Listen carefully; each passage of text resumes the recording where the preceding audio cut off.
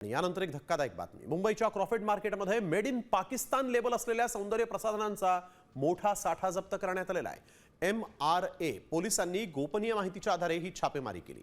यामध्ये 12 लाख रुपयांचा माल जप्त झालाय। ब्युटी क्रीम, साबण आणि सिरमसह विविध सौंदर्य प्रसाधनांचा यामध्ये समावेश आहे। विदेशी व्यापार कायदा, औषध आणि सौंदर्य प्रसाधन कायदा आणि BNS च्या कलमांनुसार गुन्हा दाखल झालाय। तसंच अमन बादशाह खान याला अटक झालेली आहे। जप्त केलेला माल हा बनावट असल्याचा पोलिसांचा प्राथमिक दावा आहे।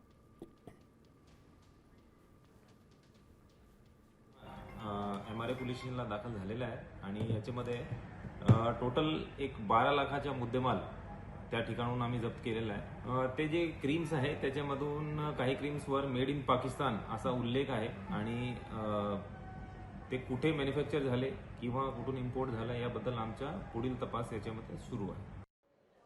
साम टीव्ही मी नेहमी पाहतो, त्यावर दाखवलेल्या बातम्या रिलेट करतात।